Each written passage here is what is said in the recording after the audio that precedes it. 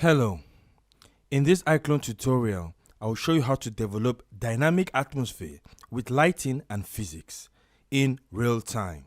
This is part of the iClone Masterclass series to help iClone users improve and level up their skills.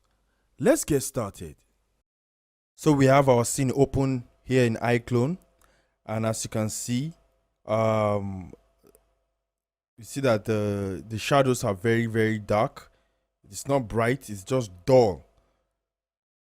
That's because I deactivated the features that are going to enable it to be bright and have that nice atmospheric look. So in situation like this, after you've arranged your props and your characters in the scene, and actually right now I've already put this directional light. I have only directional light in the scene. That's the only source of light now, directional light. So I've deactivated every other thing. So let's go ahead and brighten up the scene and give it more atmosphere. So first of all, what you're going to do is you go to your visuals. I've clicked on visuals here. The first step we are going to work on is the global illumination. We are going to work on the GI. So under visuals here, you go to GI. And when you go to GI, you go to global illumination. You activate it. So right now, you see that now that I've activated it, the scene looks a little bit brighter. Once you notice the shadows are lighter. They're not as dark and thick as before. That's because I've switched on the global illumination. And under global illumination, we have this ambient light color. But in this particular scene, I'm not making use of it. So, but if in case you want to use it, what you're just going to do is click on the color here. Once you choose a lighter color, maybe a lighter gray, yellow, blue, red, any color of your choice, it's going to have an effect in the scene. We're not going to talk much about it because that is not, I didn't use it in this particular scene, but that's how you can modify it using ambient light color. So where we're going to focus on now is, you see the bounce here. Although I've already set my bounce strength to 6.2, that's how we have this. That's why the scene is a little bit brighter. So that's just what I did for the bounce strength. Of course, once you increase the bounce strength, it's going to make the shadows or the scene lighter. So let me just try to increase it more than what I've already set already. You see, the higher the value, the brighter the scene. But since I've chosen to just stick to 6.2, I'll leave it there. And shadow detail just have to do with the shadows to make the shadow more detailed or less detailed. More the higher the value it is, the more the shadows are more thicker and vivid. So that's just it for this particular one. You bounce lights, just bounce the lights around the whole scene. I'm not going to talk much on these other things because they're pretty much just default. I didn't really touch them. So after you've worked on your global illumination, and before I forget, there's something about global illumination you need to consider. That is, you go to the scene. Once you go to scene, you go under light. Once you go under light, then you come to GI. Once you come to GI here, you'll notice under the modify panel here or tab here, you see under the global illumination settings, you can see GI range. Basically, GI range, that's the anchor setting. Basically, GI range is the range at which GI is going to have effect in the scene. If you have a fairly small scene like mine, like everything in this particular scene, they are all together. They are clustered in a particular area in the scene. So I'm just working with 120 as the values. If I increase it, the area at which the GI is going to affect is going to be more, to cover more area of space. I think the highest value here is 5,000, but since my scene is not too big, it's not too large, I'll just stick to 120 because the GI is affecting everything I want it to affect in the whole scene. So that's it for GI. So the next thing you're going to go for or consider in having a very nice scene like this is under the visuals. It's your HDR. That's the HDR effect. HDR effect basically you give you that nice bloom and give you depth in the scene. It contributes to the way the scene is going to feel. If it like this scene is like a dusty outdoor scene, so bloom gives it more volume. It gives it that atmospheric feel. So let me just switch it on so you see what I mean. Whoa! Now this is what we're talking about. You can see the bright spots behind in the sky. It's giving that nice bloom. It's now filling the scene. The scene is not looking flat. It's very important that once you want to achieve outdoor scene, depending on the style you want, you have to work as though you are trying to mimic a real life scenario. So you can see, so you can work on the values here. That's the bloom scale. Once you increase the bloom scale, you see that the bloom is more.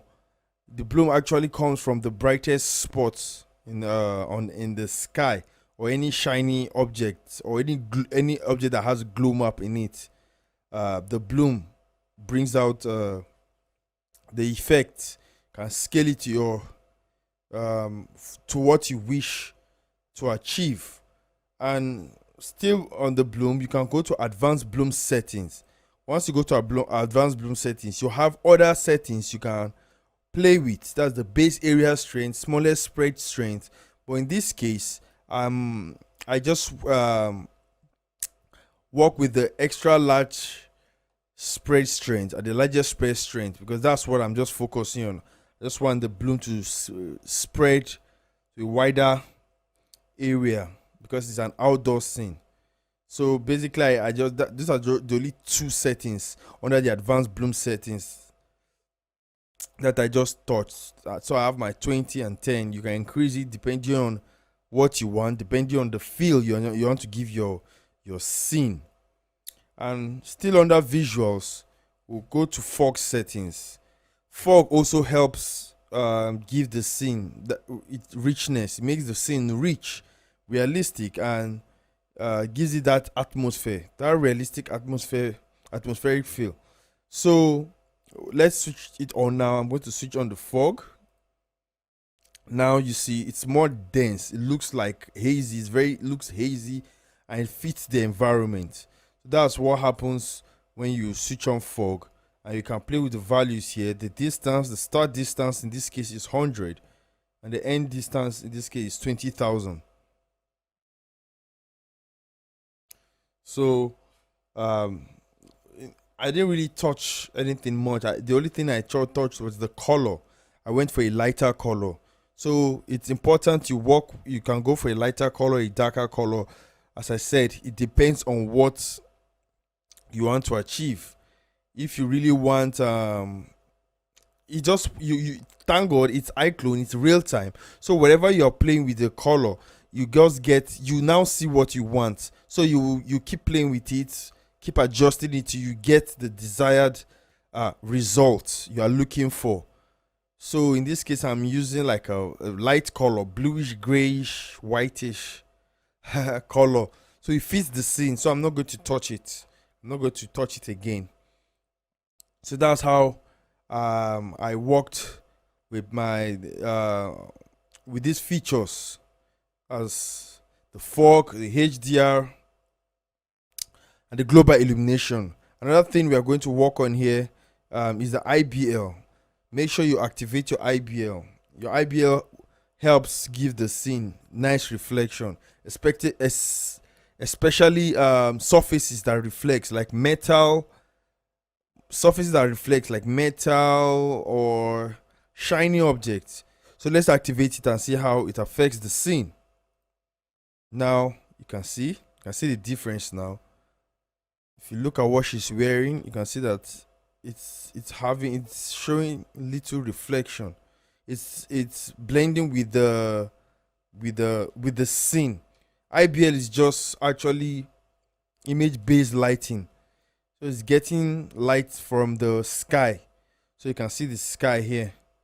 That's what happens. It's very important that your in your scene, your props, your character, or anything in your scene interacts with the environment. What I mean by interact is it feels like it's actually in the environment. It's not good. Doesn't look professional when it's looking so flat. You're not doing a 2D animation. This is 3D. So everything, every effect you work on, the more you put these features, the more you come close together to getting that professional look. So that's it for that. That's it for the global illumination, the fog, the HDR, and the IBL in this particular scene. So the next thing I'm going for now is depth of field. You can see I just switched to the camera that has the depth of field. So I have my depth of field in this particular camera, and once I play it, you see the camera is actually moving as the character is dancing. Yes. So how do we get depth of field?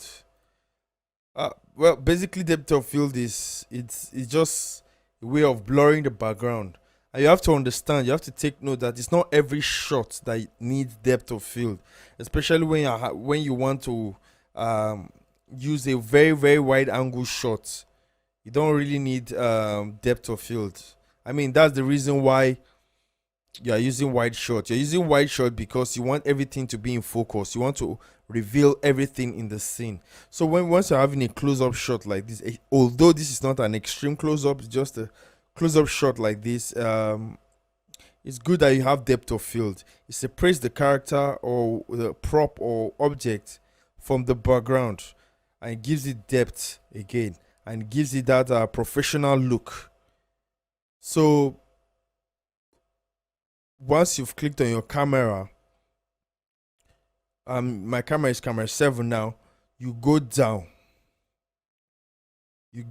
to activate. That's under depth of field. You go to activate. So mine is activated now, and we have different options here. We have the focus distance, we have the perfect focus range, we have the near transition region, we have the near blur strength. For you to have an accurate if you want to get the accurate range of your depth of field, it's very advisable that you go to view DOF regions. That's view depth of field regions. Once you switch it, it shows you different ranges of depth of field. You take note that the more it's red, the more focus it is. Red is strong focus. Green and orange and blue is blur. So let's start from down. Let's start from near blur strength. Near blur strength, it just blurs the depth or the depth of field of near of the depth of field that's close or near the object, character, or prop that's in focus. When you increase the near blur strength, you see that it's more blurry. You might not notice it because I'm using these view DOF regions, but once we are done, you see the difference.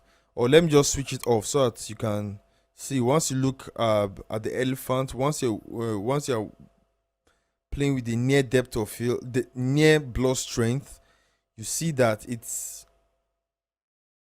gets the blurriness of the blur gets more stronger. It's more deep. It has more depth. So, but we'll leave it here like this. So near transition region now. Let's see what it does. It covers the elephant totally. You see, when the near transition region is at 1000, the elephant is fairly focused. At least the head and the trunk and the tusk looks more focused. the tusk and the face looks more focused. So once we take the value down, you see that the elephant is totally blurred. At least the tusk, a little part of the tusk is sharp, but that's not what we want. So we're just going to leave it at 1000 because we want it to be like progressive. We don't want it, we want it to have like different ranges, not that it just be entirely blur. Like the further it goes, the more blur it becomes. So that's how what we want to maintain here. The imperfect focus range is, let's see what happens when we move the perfect focus range. Okay, perfect focus acts almost like the near transition range. It blurs every other thing that is not close to the character totally, makes it totally blurred. We don't really want to, that's not what we want here, so we're just going to leave it like this. Then focus distance, actually this just shows where you want the depth of field to affect. The distance, if you want it behind, you can see the rock here, it's in focus, and she's blurred, and every other thing behind is almost like a reverse. Everything at the extreme back, they're in focus, this rock. So it just depends on what you want to achieve, and we leave it this way because we want the character to be in focus. So again, there's this what we call the peak target. Peak target basically just means once you click on the peak target and you click on the character, it makes sure it puts that particular character or prop that you've ticked in focus. So you just choose the particular part or the particular character or prop you want to be in focus totally. So that's one more thing I want to talk about regarding depth of field. You notice that as I play the video, the camera keeps moving back. So in this case, if you want to achieve if you want the character to be in focus while the camera is moving, what you would do is that as you keyframe or move the camera backwards, if you notice that the character itself is losing focus, you are just going to tick on pick target and you click on her in this case, and once it moves back again, click pick target and click on her, and that way, don't mind this camera, it's just another camera. Let me switch it off. Yep, so you can see it. So once you always do that, it just gives you that nice depth of field. It becomes consistent. So the next thing we are going for is soft cloth. I'll talk about soft cloth now. Let's play it. See how she's dancing. You can notice the soft cloth. By the way, I got this particular clothing from the content store, the Reallusion content store. You can purchase, you can download. They have a lot of nice clothing for characters. So I got this, and I got this particular one with physics already. It has soft cloth physics already in it.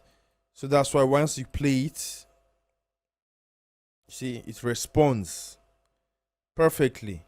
But in some cases, if you want to modify the soft cloth physics, what you do is that first of all, you double click on the soft cloth and you go to physics. Once you click on physics, you make sure it's checked. Activate physics is checked. Object gravity is checked. So you can either go to weight map. Actually, weight map just a way of controlling the areas that will be affected by the physics more in different strength or degrees. Then you can just come to cloth, the cloth type, fleece, leather, linen, denim, or you go to wind. And there are many other things here that you can touch. But actually, I didn't really play with any of these values here because it was actually giving me what I wanted. So I didn't really modify it further. So I'm just saying it in case, maybe in your own case, you really want to modify it to your own taste. And there's something you need to know again is that in this particular case, you can see that once your physics simulation, special soft cloth, is enabled, this green flag becomes this flag here becomes green. And there's something I'll try to explain to you now is baking. Because the thing is that once this simulation is on, it means the engine keeps calculating and calculating collision and the movement of the cloth. So if you don't want to tax your system so much and you want a particular consistent movement of the cloth, what you do is, first of all, you come to edit here. Once you come to edit, you click on project settings. And once you're in project settings, you scroll down and you make sure that soft cloth, you check bake animation. Bake animation, it just keeps the information of the motion or the soft cloth physics, the behavior. It saves the data, it bakes it and saves that particular movement of the cloth. And once it's activated and you play and you allow it to run to the end, you can now deactivate your soft cloth simulation here. And once you play it, the cloth still keeps moving. So that's how we work with the soft cloth physics in iClone. And another thing is spring effect. Where do you see spring effect here? It's on the chest or the bust or the breast. You can see that as it's moving, the breast is actually moving. It gives it that natural motion. So spring effect is actually in the character.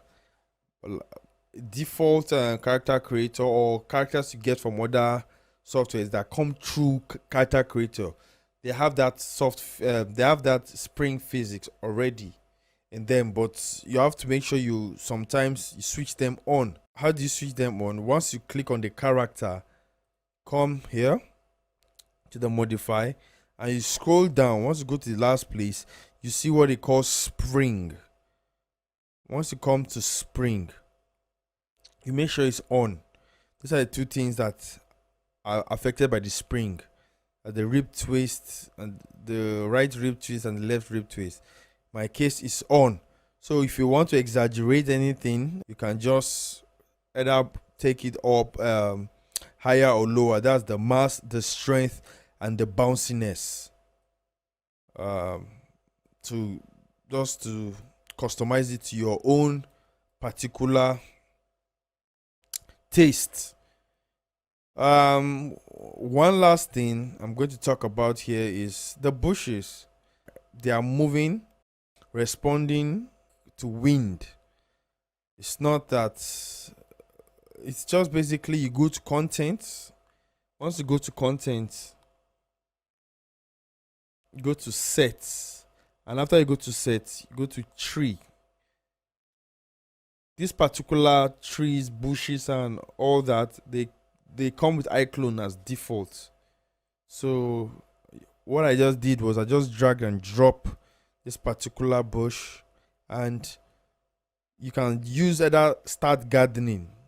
You can do start gardening here to put the number, how many you want, and all that. Then the plant wind setting. So this is what you can set the strength and the range of the wind and the frequency down. So It's just how you play with it, the range and the frequency. So basically, that's how I just got this particular scene. This is how I created it, and it looks nice and it has that atmospheric feel. It looks so. It looks good. It looks logical.